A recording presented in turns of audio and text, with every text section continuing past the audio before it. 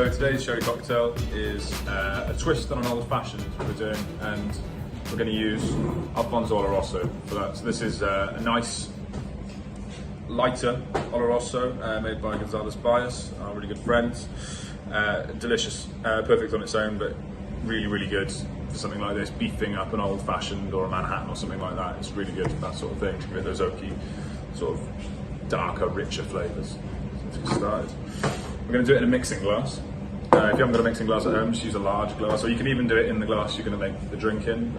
It's up to you. We're going to chill our rocks glass first. With some ice, because it takes a little while to make, so just let that chill on the side while we do it. First we're going to add some brown sugar, so I've got a couple of brown Demerara cubes. I pop 2 in our mixing glass, and I'm going to give them a little muddle, just to break them up a bit. Again, you can use a rolling pin for this.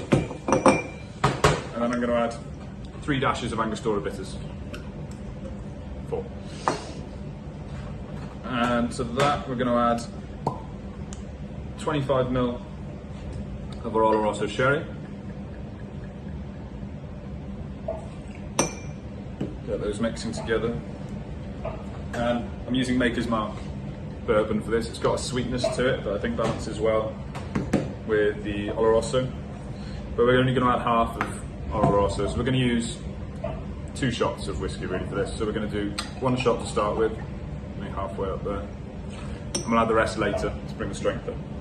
I'm going to use a mixing spoon to try and get some of this sugar dissolved in with the alcohol and the bitters. And then I'm going to add a sprig of rosemary, and I've got 2 orange peels here. You can get these off an orange with a knife. Easiest way is with a potato peeler if you're doing it at home. I'm just going to express some of those oils in and drop them straight in the glass.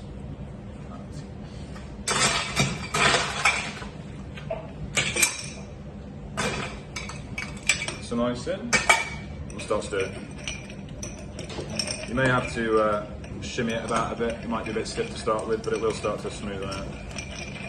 And I'm going to do this to dilute the spirits and chill it all down nicely, really nice and cold.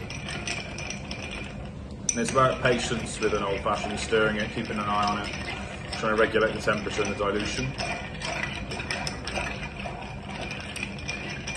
and making sure those flavours infuse together nicely.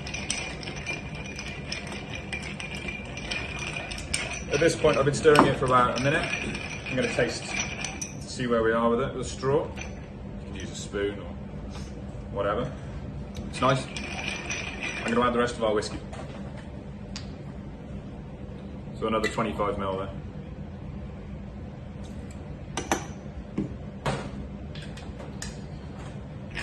And then we're just going to stir this down until it's nice and smooth for the taste. Not too strong, but you don't want it too weak. You want it to taste like weak squash, basically. You want it to taste a bit boozy, but not too strong.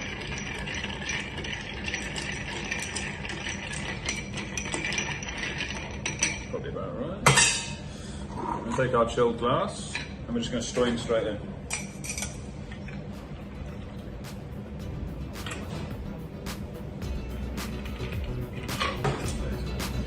And then take another orange peel, express the orange oil over the top of the glass there. Slot that in. And a little piece of rosemary as well, just to garnish.